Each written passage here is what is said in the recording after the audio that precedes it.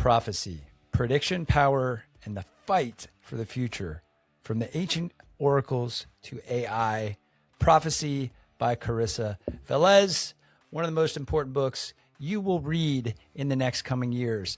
It talks about the effect of these technologies on us as humans. It's what we talk about at Thinking on Paper every day, the intersection between technology and humanity. This is explored in a most profound way, a most accessible way. You will not want to miss this episode. Please enjoy our discussion with Carissa. What is a good life? What is the good life? That is a very philosophical question, perhaps the most important philosophical question. It's the kind of life where when you get to the end of it, you feel it's worth the ride. I've done my bit. And it's worth thinking about because sometimes we're so caught up in the logistics of life that we forget what it's all about.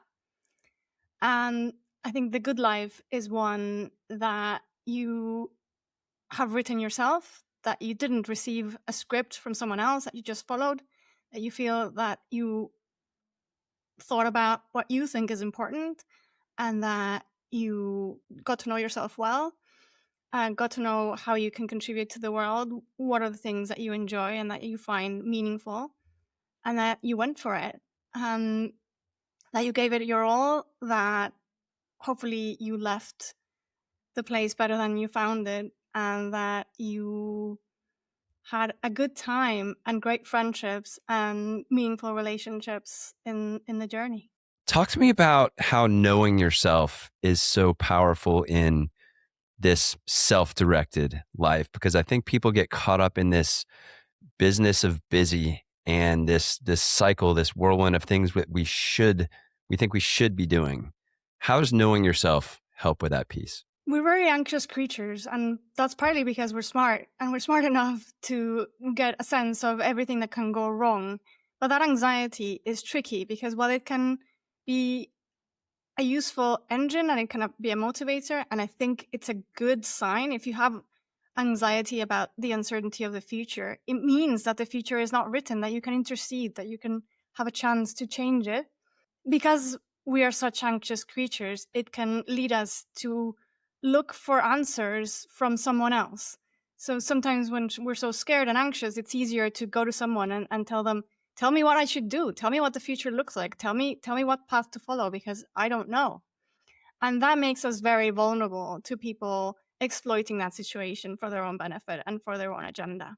So part of what it means to know yourself is to be able to sit with that anxiety of knowing that you're a mortal being and that a lot of things can go wrong, is sitting with that fear about making a mistake, making an error, but also knowing what attracts your attention, what makes you curious about the world, what makes you joyful, and what you're good at in a way that you could contribute to the world that maybe no one else can.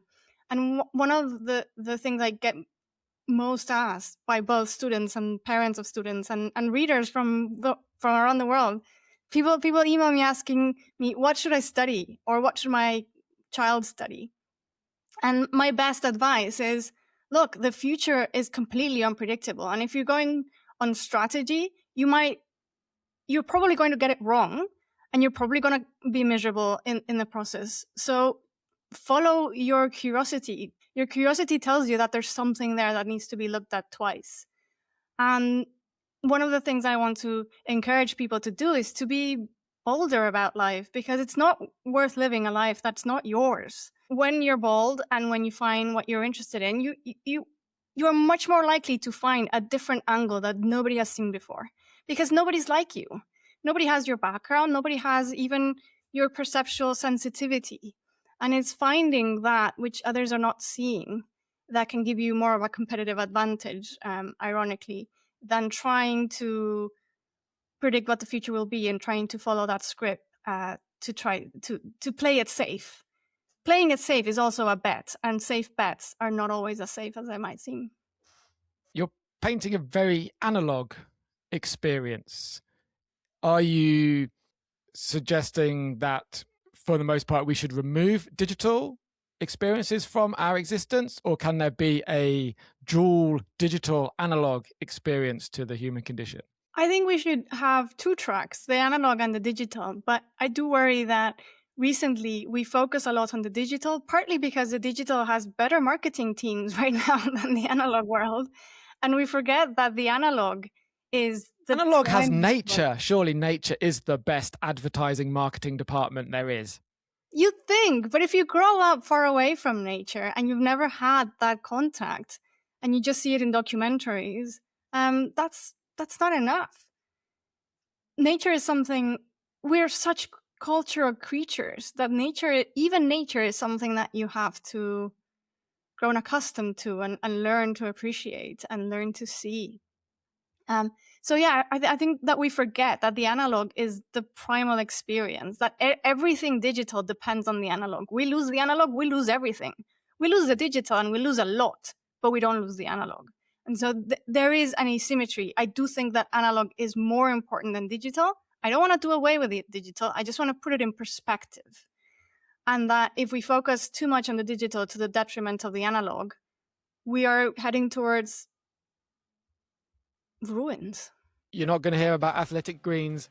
We have no electrolyte drinks or AI agents to sell you. The show you're listening to, Thinking on Paper, is funded entirely by me and Jeremy. So this is an advert for us, because we sponsor ourselves and we need your help. So please subscribe wherever you're listening or watching Thinking on Paper. And if you're feeling really generous and kind, please leave a comment. Now, back to Carissa. You've set this conversation up in the context of we as human creatures are highly perceptible or highly influenced or highly vulnerable to the mechanism that you're talking about in prophecy that pulls us away from who we are and into a situation that's controlled by others, directed by others. So how does the manipulation of our need to feel secure, how does that make us vulnerable to these prophecies that you're talking about? Can you walk us through that a little bit? Essentially, we're all worried about tomorrow because that's where we'll all be spending the rest of our lives. And we're wondering, are we going to have a job? Is our family going to be okay? Is war going to break out? Are we going to be able to navigate climate change? There are all these questions. And we want answers and we don't have them. And so we have the tendency to ask other people about it, often experts or very rich people. I think we associate wealth with success. Like, surely if this person became so wealthy, they must know something that I don't know. And so we ask them, tell me what the future holds. I get asked all the time, what's the future of privacy? As if I or anyone else knew. And then predictions become the arena where fights about the future get played out. So if you go to a tech executive and you tell them, tell me, what is the future? What do I need to know to be able to navigate the future well? What is he going to tell you? Of course, he's going to tell you that the future is his product because that's in his interest. He has a company, has a product to sell, and he wants the future to be that.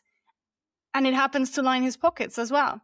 And so we end up believing as facts what very often are power plays in disguise or marketing or some other kind of power-related move. Often it is a self-fulfilling prophecy. Except there's many ways to classify predictions, but one way to do it is, one thing is to predict something about objects. So if I predict whether it's going to rain tomorrow or not, it has no effect on whether it actually rains, because the clouds are not listening to this podcast.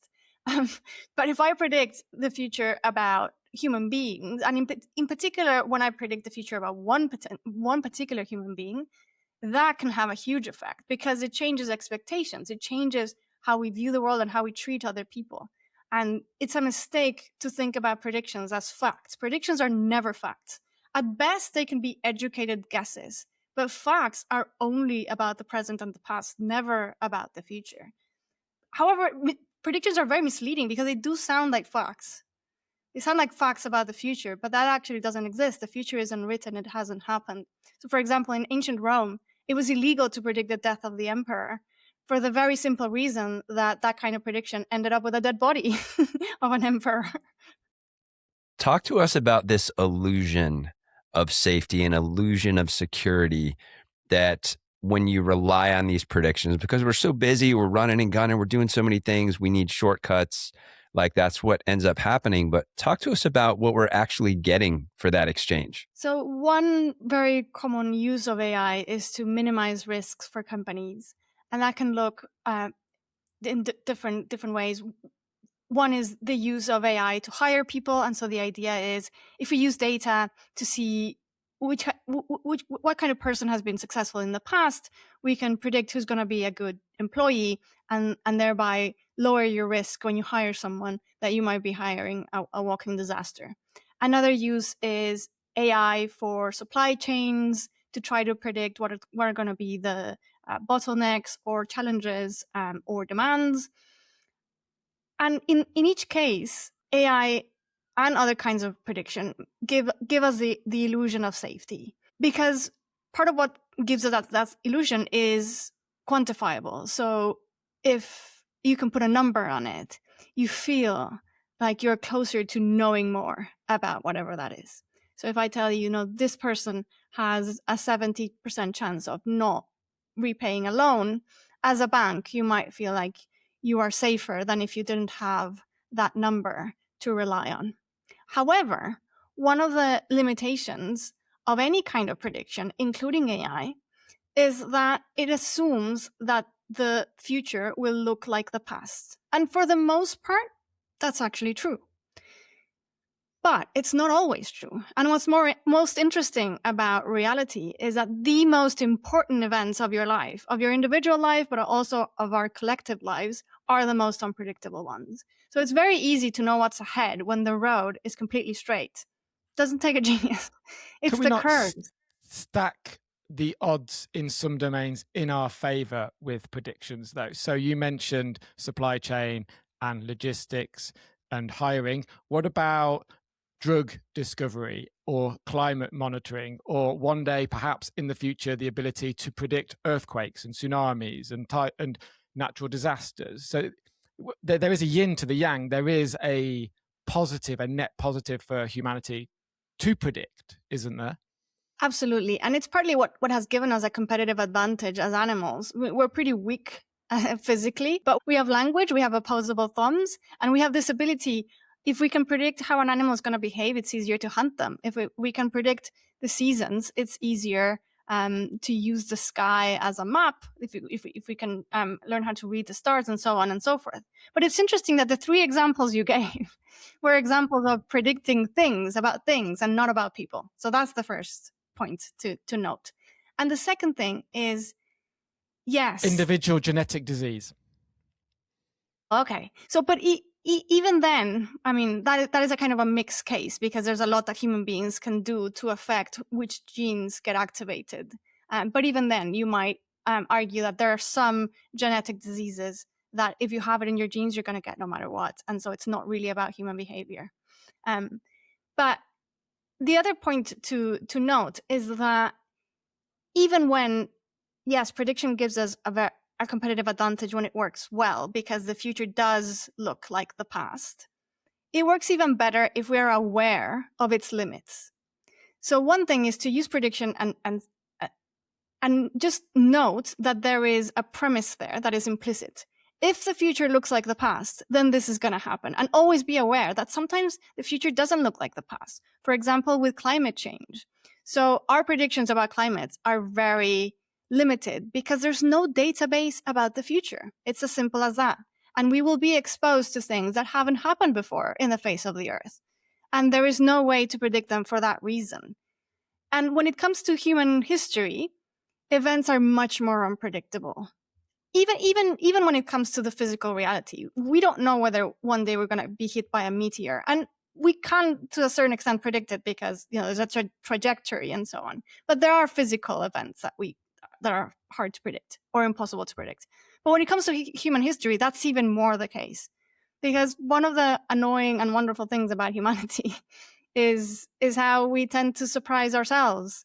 And when it comes to things like many wars are started by a particular murder.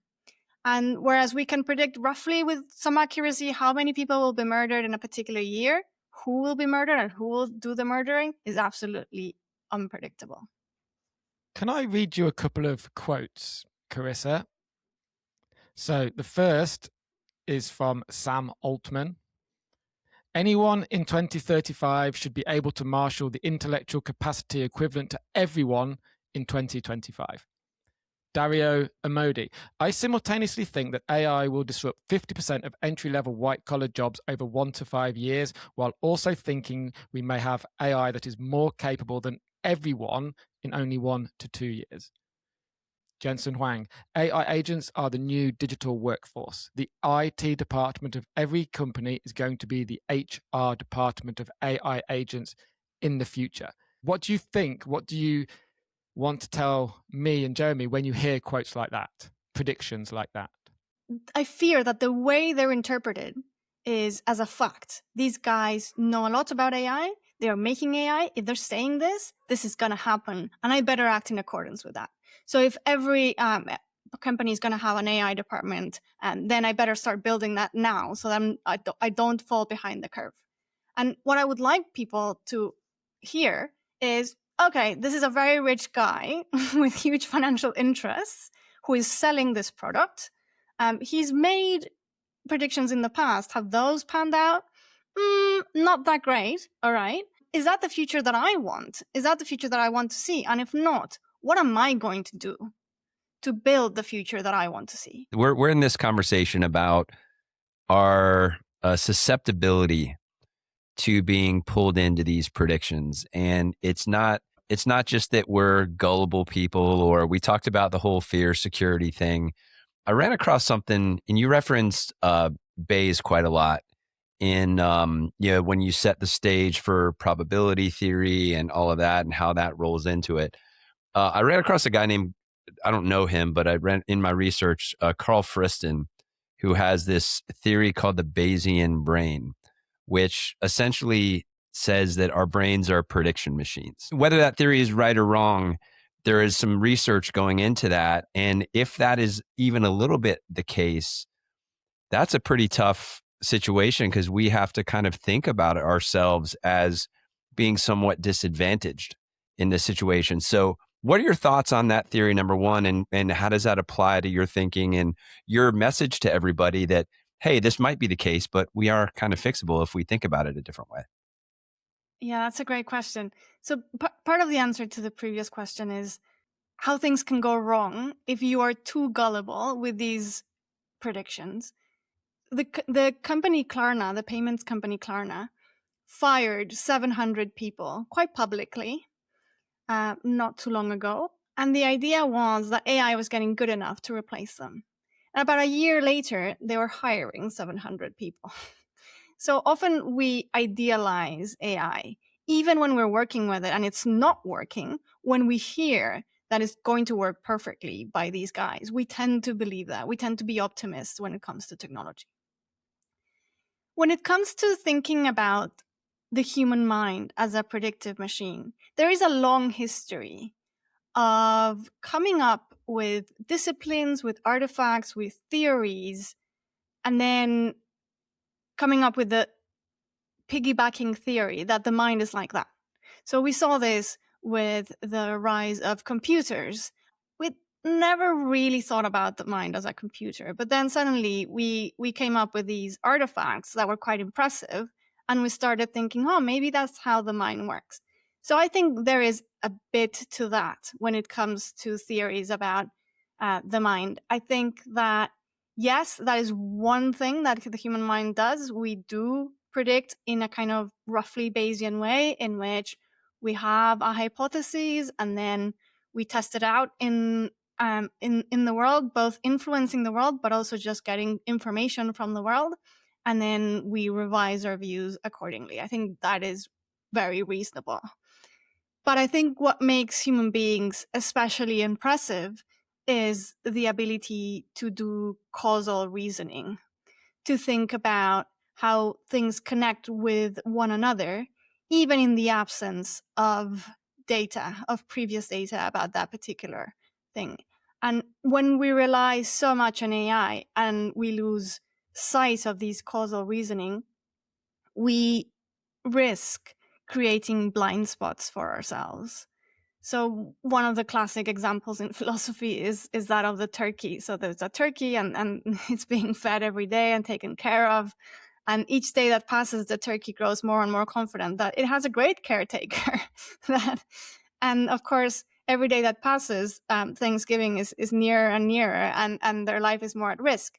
And I think something particular to human beings is that ability to think, even if I don't have data to the contrary, I can understand how things work and what are the motivations behind people and how this could go very wrong. What should that turkey do if someone prophesizes and says you have a less than 0 chance of being eaten for dinner in 25 days? What should the turkey do? Escape? Is there not something similar with some of these prophecies being right enough that we should act upon them? Well, it depends on the kind of prophecy we're talking about, because there's also the opposite effect. So Hannah Arendt has this point about how it makes no sense to argue with a murderer who's saying that their victim is going to be dead. The only appropriate response is to rescue the victim. So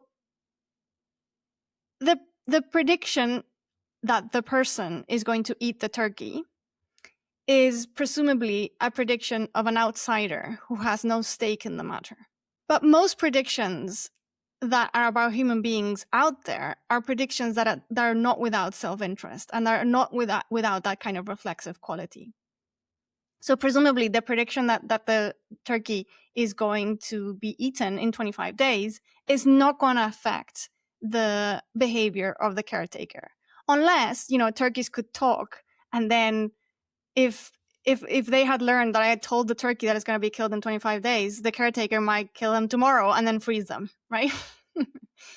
And so the point is that it's not about, okay, is this prediction going to be right? And therefore, how do I act? The point is that the future is unwritten.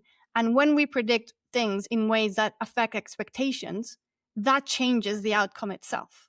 You write about truth-like things, and you write about when numbers are attached to things, they make them seem more believable, even though numbers are a human invention in a sense, which I thought was a very, very clever view of it. Let me read a couple of quotes, and then I want to ask you a couple of questions on these quotes.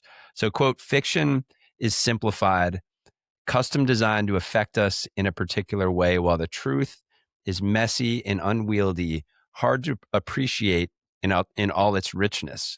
Another quick quote, "Not enough of a market for the truth." That one hit hard. With stories hitting harder than facts by design, how could we give ourselves a leg up to know that that's a mechanism being manipulated? It's a bit like encountering junk food. I think now it's a very well-known fact, but hearing it for the first time that, junk food is actually designed for your taste buds and not for your body.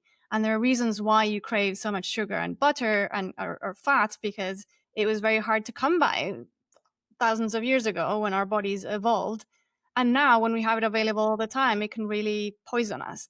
And it's a bit like that. It's being aware that your mind is naturally drawn to well-rounded stories that make sense, that are uplifting or that are terrifying, and being aware that in the long run, you are much better served by actually being interested in the truth, even when it's uncomfortable, even when it's hard to understand, even when it yields a lot of uncertainty and maybe some more questions than answers.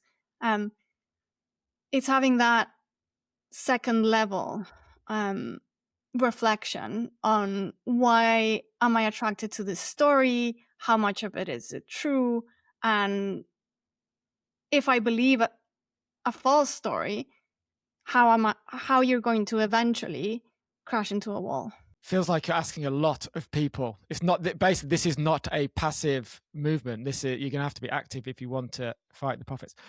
Before I ask my next question, could I ask you, who are your favorite or who are the most dangerous, memorable prophets from your book first? That's a great question.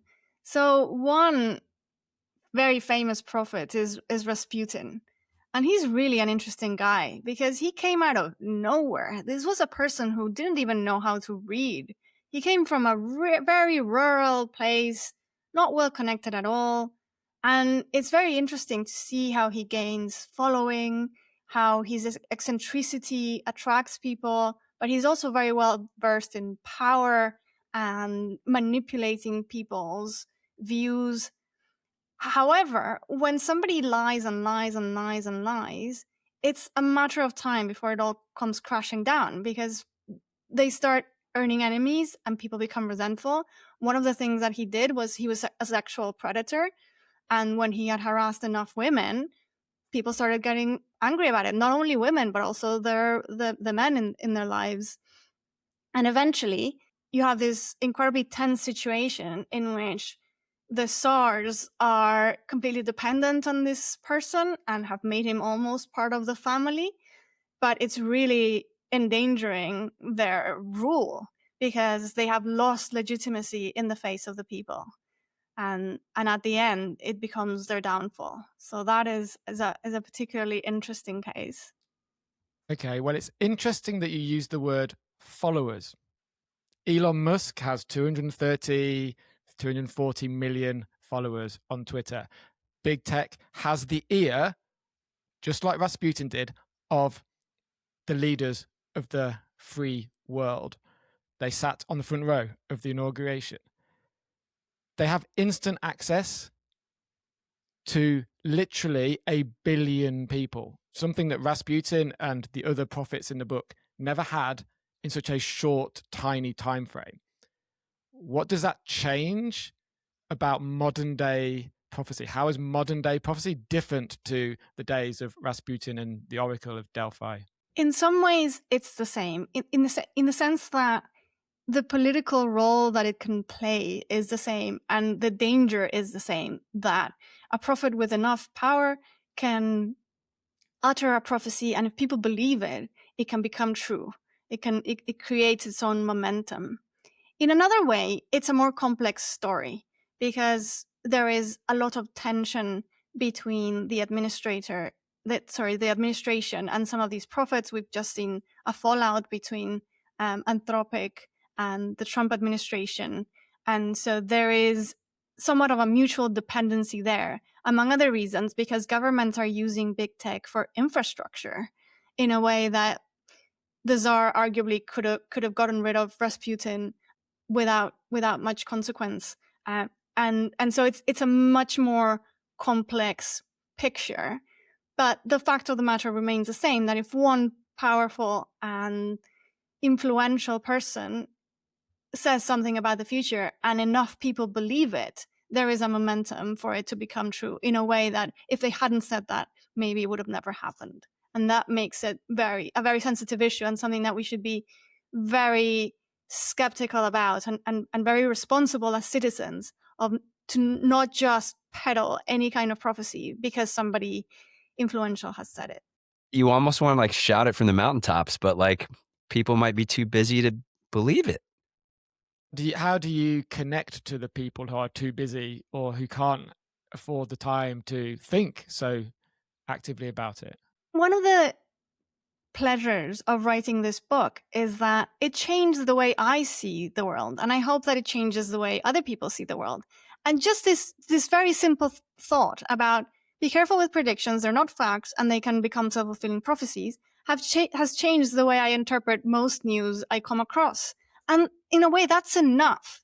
It doesn't take that much. In a way, the overachievers can go all the way and say, okay, how am I going to be the author of my own life?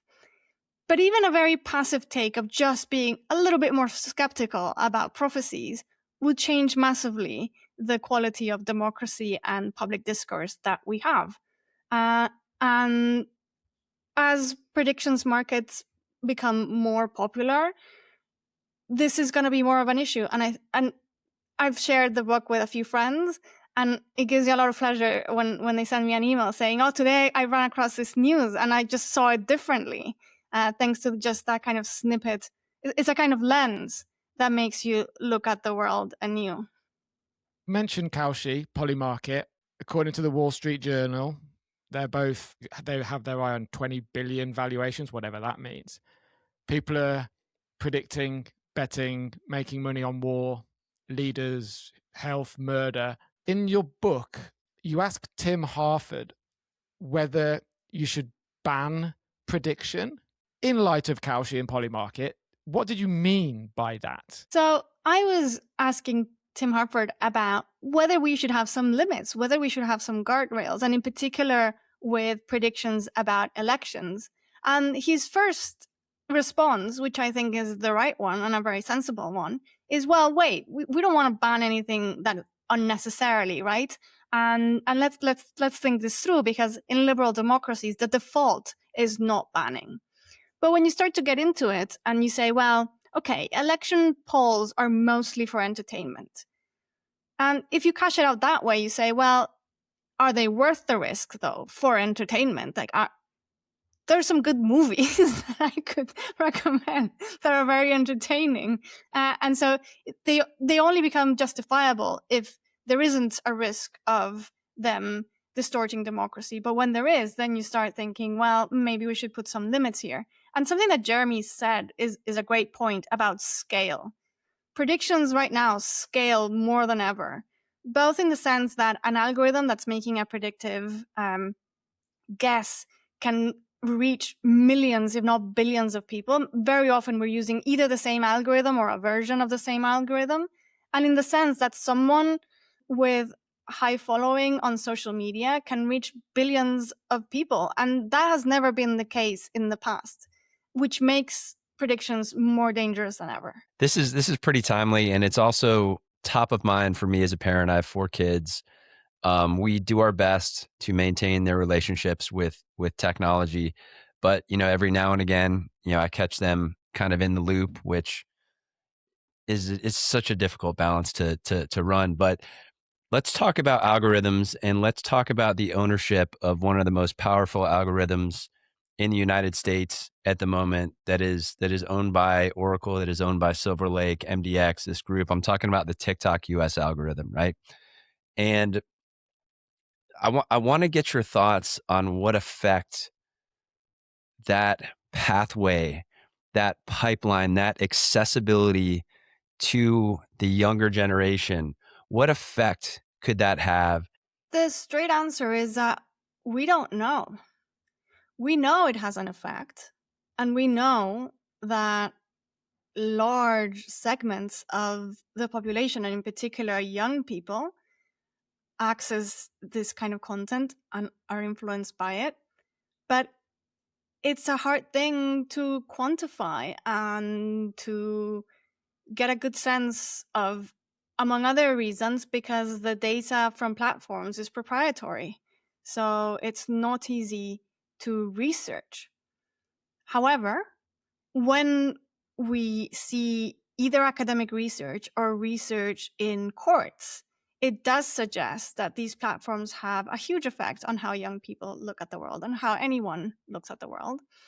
And one example that comes to mind that is particularly concerning, and it comes to mind not only because it's concerning, but also because it was studied in depth, is the case of Molly Russell.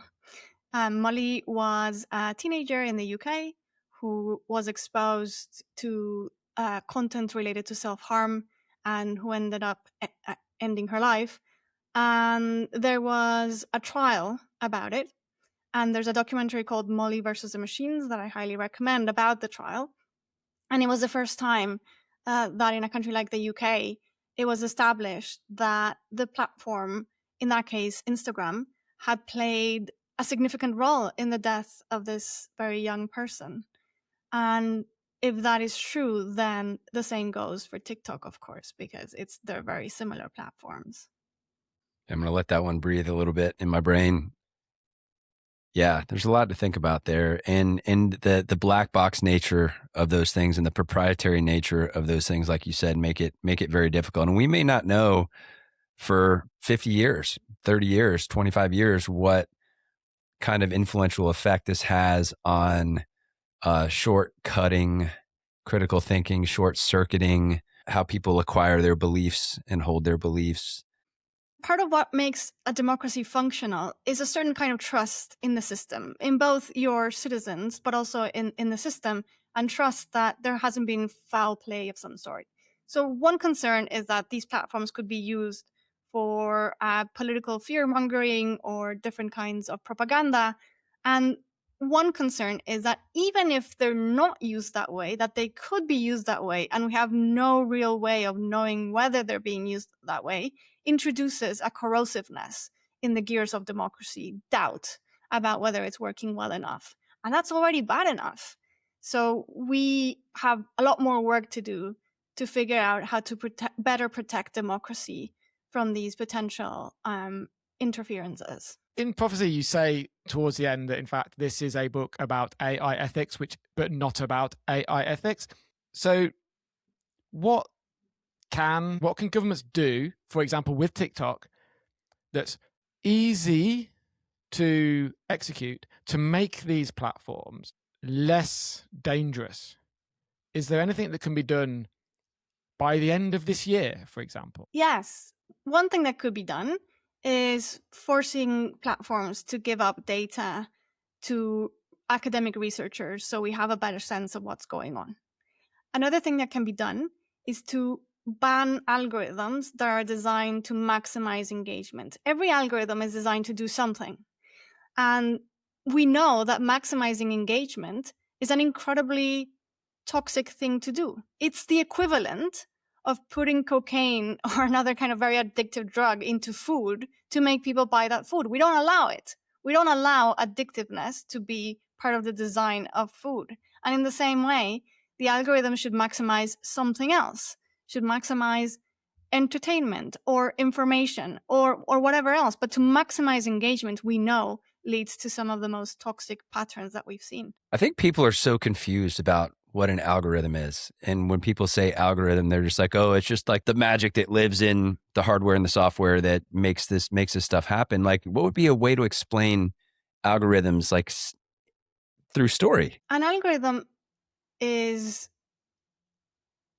an instruction, and you ask it to do something for you. In some cases, it's to identify dogs in a bunch of images, or which can then be, of course, used to change that instruction into identify a tumor for the purposes of medical healthcare. And when it comes to social media platforms, what the algorithm is built to do is to get you to stay on the platform for as long as possible, because that way platforms get more data out of you, and then they can do things with that data. And what do? Mostly, they try to predict what you're going to do next, which is, of course, influenced by the kind of content that you are exposed to. So one way to put it is that the easiest way to predict the future is to determine it. So if I jail someone, of course, it's very easy to predict where he's going to be the following day. I jailed the guy. In the same way, when a platform influences your behavior, it makes it easier to predict what you're going to do. Chatbots, by the way, are also built in this way. So they are built in a way that will make people want to use it more. And that is what makes them very sycophantic. They have this feature whereby they basically validate you as a user.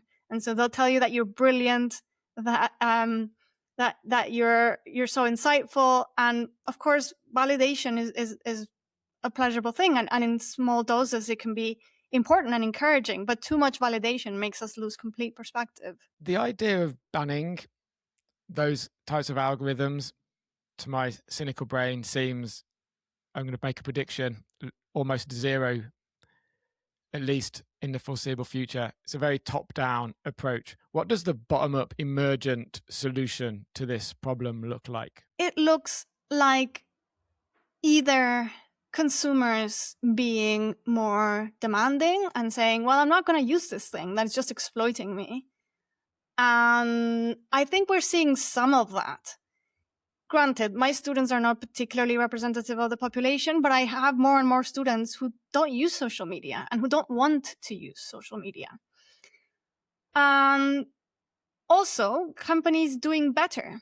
So realizing that there's a competitive advantage in offering an actually safe product and an actually respectful product, and people choosing it. And something important to bear in mind is that most of humanity's breakthroughs, whatever you consider a breakthrough, from coming up with the airplane and actually making the thing fly, to human rights of all kinds, including workers' rights and universal suffrage and all of that, seemed absolutely impossible quite near to when they were achieved. And that's something really interesting to think about. So coming off the algorithm discussion, we referenced self-fulfilling prophecies a bit. Let's go a little deeper into that, because that's a big piece of this book. Tell us about that in general, and what people need to know about how the future can actually be written by the people predicting it if we let it happen to us. So one example that is very relevant for the times that we live in is that once a population starts thinking that there will be war, they start preparing for war, and they make war much more likely to happen. Because, of course, it creates a reaction in the adversary of preparing as well. If you see that your neighbor is getting armed, then you arm yourself. And then once everybody's armed, it makes a war much more likely. Self-fulfilling prophecies are all around us. There are many studies that validate how powerful they are. So one of the studies that I cite is one in which researchers get given mice, and half the researchers get told that their mice are stupid for traversing a maze, and the other ones get told that their mice are geniuses. And the researchers who have the geniuses end up having actual geniuses, but in fact they got produced because all the mice were exactly the same. So the expectations of the researchers that their mice would be dumb or brilliant influenced how they treated them in a way that ended up fulfilling the label that these mice had. Another example that is very real is how predictions can affect the outcome of health in medical settings. So medical resources are always scarce, and we have to make a decision of where they go first. And this is made on the basis of predictions. And if somebody predicts that a person is less likely to benefit from resources, the resources would be allocated to someone else. And we will never know whether that person might have lived if we had given them the resources. And I tell the story of one case in which there was an organ donor in Spain who had spontaneous heartbeat, so meaning that they weren't completely dead, but because they had already been branded as an organ donor, it was too late to do anything about it. And that example is particularly good because not only does it exemplify how high the stakes can be, but also how self-fulfilling prophecies tend to be the perfect crime, because they cover their tracks. We will never have that data. And in the same way, when we use an algorithm to predict who's going to be a good employee, and we never give the job to certain kinds of people, we will never know whether they might have been brilliant employees. And so we get the sense that the algorithm is very accurate, when in fact we don't have the data that would be most important to prove it wrong. I want to speak about my favorite part of your book, Prophecy. Do you know who my favorite prophet is? No. Jeremy, do you know who my favorite prophet is? Maybe the guy who wrote the Culture 3 novels? My favorite prophet is George Carlin. And I think maybe my second favorite prophet is Bill Hicks. You speak about faulty towers, and you interviewed John Cleese for this book. And I laughed out loud when you described the scene in Faulty Towers where he has to choose the right branch to hit the car. I think Faulty Towers is a masterpiece. Comedy and prophecy. Why do you write about comedy? I wanted to go all out in this book. It's partly about being older and thinking about how short life is, and being willing to say what you think ought to be said, and not thinking about whether it's going to be commercial or whether it's a bit more. Let's say this book is post tenure, and in many ways, I allowed myself much more freedom than in the past. So that's part. And comedy is a big part of my life. I love comedy, and it influences how I see the world. But it's also something that I've learned is very important for politics. So one of the marks of a government turning authoritarian, or a society turning authoritarian, is the loss of a sense of humor. And this is not new. Milan Kundera wrote a brilliant novel called The Joke, which is exactly about this, about how in a communist regime, when somebody made a joke, it could cost you your career and potentially your life. There is something very irreverent about comedy. And it's also very much against prophecy, because part of what makes something funny is when it surprises us. We sort of expect a sentence to be one way, and then when it ends in a completely different way, it often makes us laugh. And going back into the past, I think part of the lesson of the book is that we've seen this before. Don't be dazzled by the new technology. This has happened before, and look at this pattern. And it's easier to see a pattern of the past because you don't believe in those technologies anymore, and because you have distance.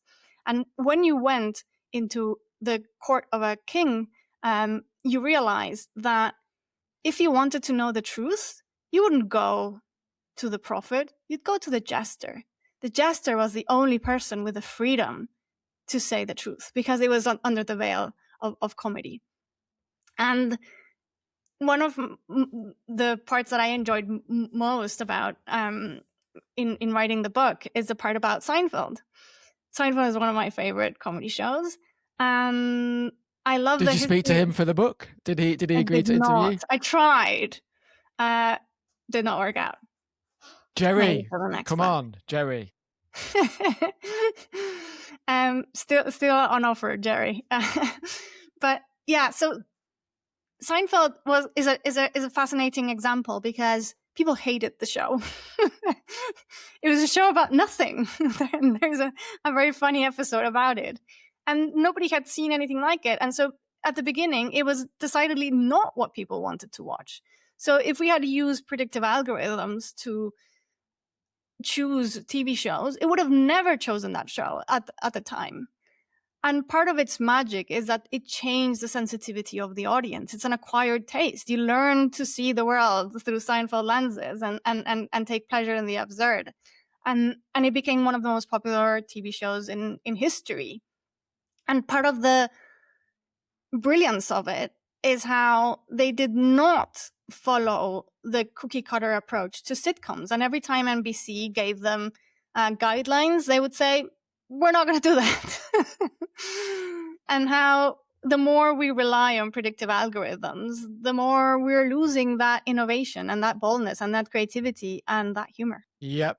There is nothing like comedy to short circuit your serious gene. I love it. Okay, that's. I had to. This is such a dumb little addition, but I'm going to say it anyway.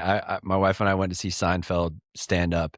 I actually was laughing so hard and for so long, I thought I had to leave for my health.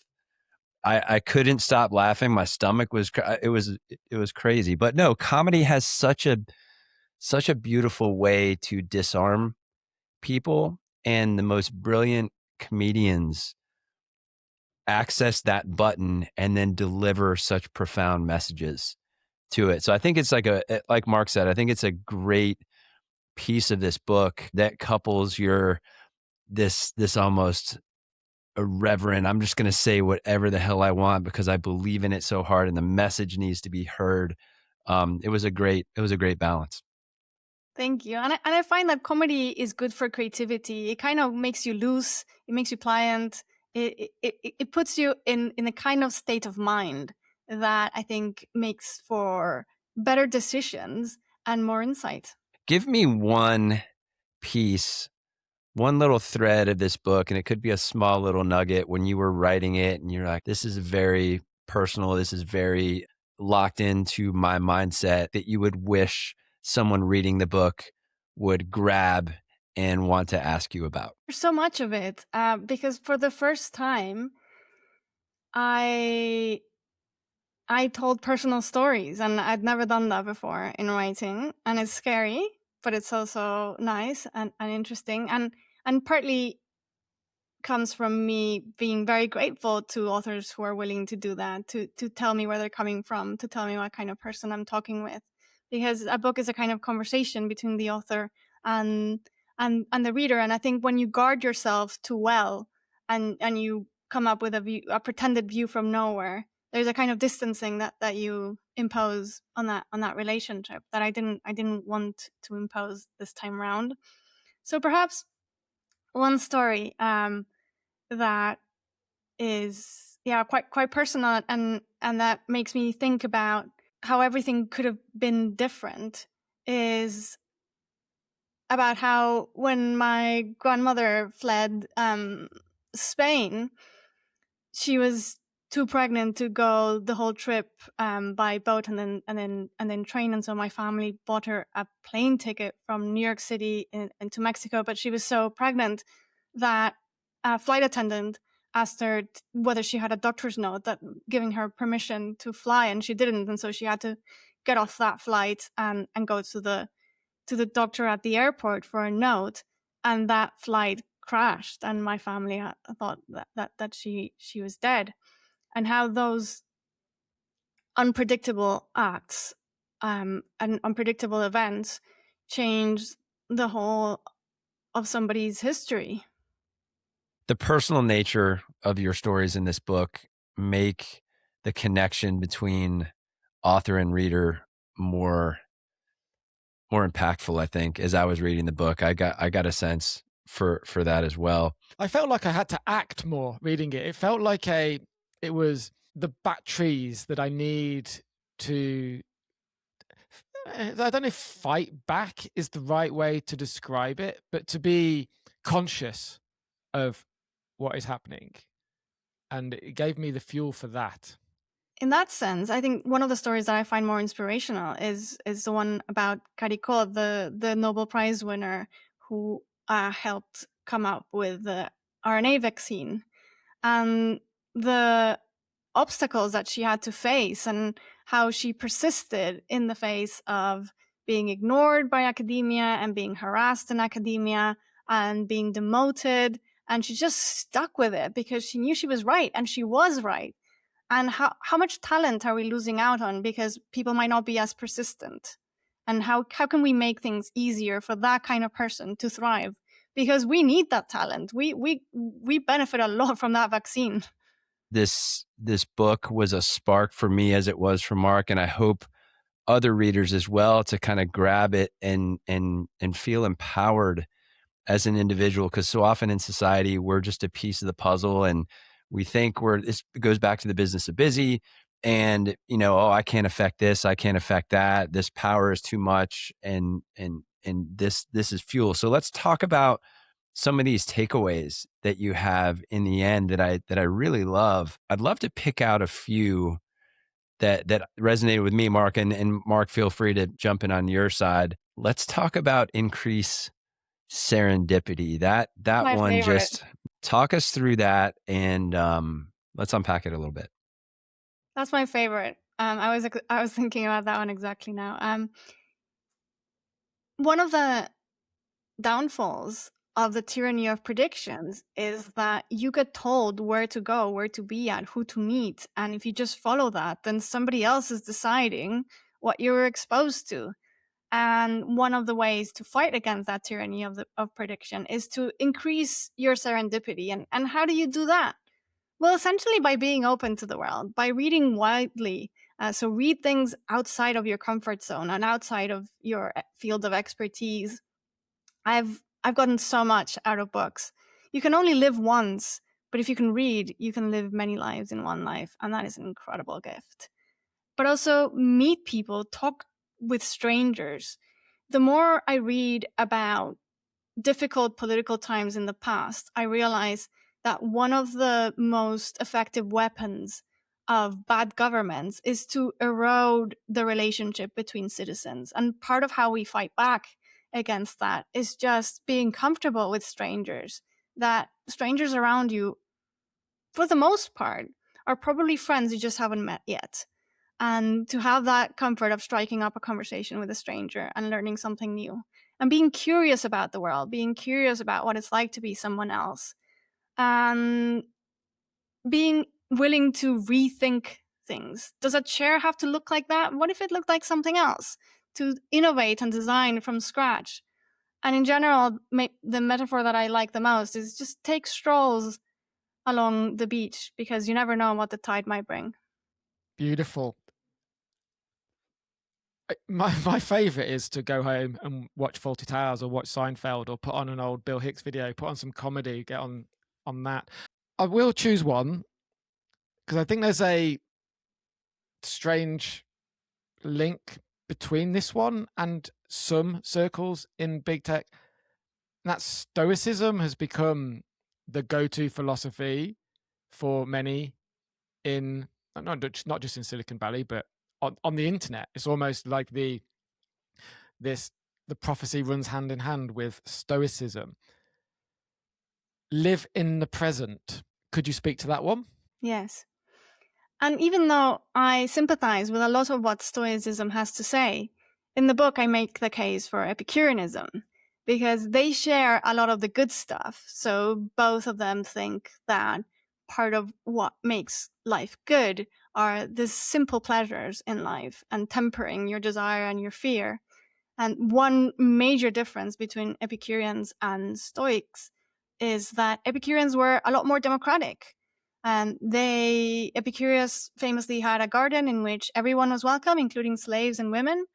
And they thought, against Stoics, that there was no fate, that even though there are elements that constrain our freedom, there are some things that still allow us a lot of leeway to write our own life. Whereas Stoicism is much more about accepting your fate and believing in divination.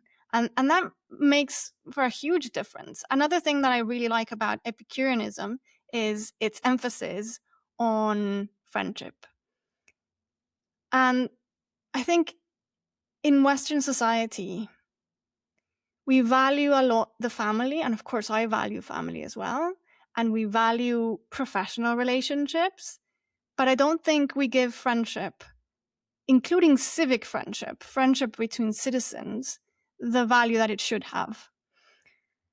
And the basic idea of Epicureans is that deep down, what people really fear is death. And if you can have the courage to look death in the eye, to accept that we're mortal beings, and to lose that very extreme fear, to know that when death comes, you won't be there anymore. And so there is less to fear. You are much less vulnerable to prophets and much more easily willing to live in the present. Because if you're not afraid of what's to come and you're not desiring things that you can never completely satisfy. So Epicurus makes this distinction between desires that you can satisfy, like if you're hungry, eventually you will be satisfied, or if you're thirsty. Whereas if you are lusting over fame or fortune, you will never be satisfied, because you could always be more famous and you could always be richer. So once you temper the fear, which at the end of the day is fear of death, and desire, by focusing on desires that can be fulfilled, then the prophet has nothing to offer you, because you're living in the present and enjoying yourself. And when you're reading a good novel or in a comedy show or really enjoying a conversation with your friend, who cares what the prophet is prophesizing? Let them talk. They lose their power over you.